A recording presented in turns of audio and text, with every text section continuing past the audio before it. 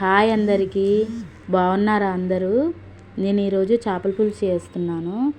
దానికి కావలసిన పదార్థాలు: ముందు కోసి పెట్టుకున్న పచ్చిమిర్చి, ఆనియన్స్, టమాటా, కొత్తిమీర, చింతపండు నానబెట్టుకున్నాను, అల్లం వెల్లుల్లి పేస్ట్.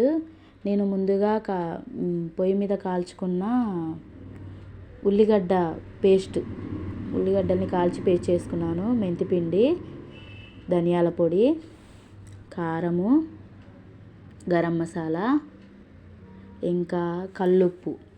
ఇప్పుడు రెడీ చేయడానికి పొయ్యి మీద ఒక గిన్నె పెట్టుకుంటున్నాను. అందులో ఈ గిన్నె హీట్ అయ్యాక ఆయిల్ వేసుకోవాలి. ఆయిల్ వేసేసుకొని, నేను కొంచెం ఆయిల్ తక్కువ వేస్తున్నాను ఫ్రెండ్స్, ఎందుకంటే ఆ చేపకి కొంచెం ఆయిలీగా ఉంటుంది అన్నారు. అది సందువా చేప, అందుకనే కొంచెం ఆయిల్ తక్కువ వేసాను.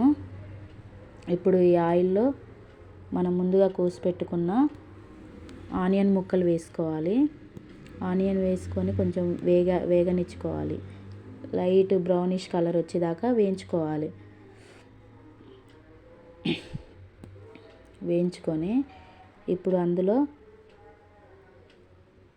టమాటో ముక్కలు వేసి పొయ్యి మూత పెట్టేసి, టమాటో ముక్కలు మగ్గాక అల్లం వెల్లుల్లి పేస్ట్ వేసుకోవాలి.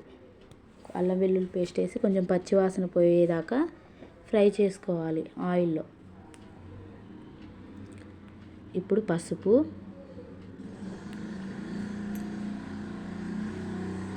కొంచెం జలుబు చేసి వాయిస్ బాగా రావట్లేదు ఫ్రెండ్స్, ఏమనుకోకండి. ఇప్పుడు ముందుగా మనం పేస్ట్ చేసి పెట్టుకున్న ఉల్లిగడ్డ పేస్ట్ వేయాలి. ఇదేంటి ఇలా ఉంది అనుకునేది ఫ్రెండ్స్, అది రెడ్ ఉల్లిపాయలు వేసరికి ఆ కలర్లో వచ్చేసింది. ఇప్పుడు కొంచెం కారము, కల్లుప్పు వేసి బాగా కలుపుకోవాలి. ఒకవేళ అడుగంటుతూ ఉంటే కొన్ని వాటర్ వేసుకోవచ్చు. నేనైతే కొన్ని వాటర్ కూడా యాడ్ చేసుకున్నాను ఫ్రెండ్స్, ఎందుకంటే అడుగంటుతుందని వాటర్ వేసి కలుపుకోవాలి. ఇప్పుడు కొంచెం మగ్గనివ్వాలి. పొయ్యి మూత పెట్టేసి ఇప్పుడు చింతపండు పులుసు పోసుకోవాలి. మూత తీసి, ఈ చింతపండు పులుసుది కొంచెం స్క్రిప్ట్ అయింది ఫ్రెండ్స్, ఏమనుకోకండి. ఫస్ట్ పోసి కలుపుకోవాలి. ఇంకొన్ని వాటర్ యాడ్ చేసుకోవాలి. మనకి పులుసు కొంతమంది ఏమో కొంచెం దగ్గరగా తింటారు, కొంతమంది ఏమో కొంచెం బాగా పులుసుగా తింటారు. నాకైతే కొంచెం కొంచెం మరీ పులుసులా కాకుండా మరీ దగ్గరగా కాకుండా కొంచెం పులుసుగా ఉండడం ఇష్టం. ఒక చెంబు వాటర్ పోసాను. ఇప్పుడు అందులో ముందుగా కట్ చేసి పెట్టుకున్న పచ్చిమిర్చి ముక్కలు వేసేసి బాగా మరిగించుకోవాలి. అందులో ధనియాల పొడి, మెంతి పొడి వేసుకోవాలి. ఒకసారి కలుపుకొని, ఒకసారి చూసుకోండి ఫ్రెండ్స్, ఉప్పు సరిపోయిందా, అన్నీ సరిపోయాయా లేదా చూసుకొని వేసుకోండి. ఇప్పుడు నేను వేసిన ఉప్పు కారము కేజీన్నర చేపకి మూత పెట్టేసుకొని బాగా మసిలాక ఇప్పుడు మూత తీసి అందులో చేప ముక్కలు వేసుకోవాలి. చేప ముక్కలు వేసుకొని చెయ్యితో, గరిటెతోని కాకుండా ఇట్లా పట్టుకొని తిప్పేసుకోవాలి.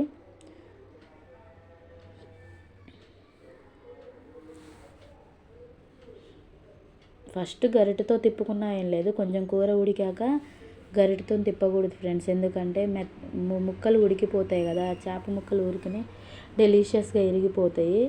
అందుకనే ముక్కలు విరిగిపోకుండా మధ్యలో అలా చేయితోనే తిప్పుతూ ఉండాలి. నేనైతే మూత పెట్టను ఫ్రెండ్స్ చేపల పులుసు మీద. మా అమ్మ చెప్పేది, మా అమ్మ మా అందరూ, చాలా వరకు మా వాళ్ళందరూ అలానే చేస్తారు. ఇప్పుడు కొంచెం కొత్తిమీర వేసాను. అందులో కొంచెం కొత్తిమీర వేసేసి ఉడకనిచ్చుకోవాలి. బాగా ఉడికించుకుంటే మన వేడి చేపల కూర భలే ఉంటుంది ఫ్రెండ్స్. చూసారా, కొద్దిసేపటికి ఇలా ఉడుకుతుంది. ఇప్పుడు కొంచెం గరం మసాలా వేసుకొని ఇంకాసేపు మగ్గనిచ్చుకోవాలి.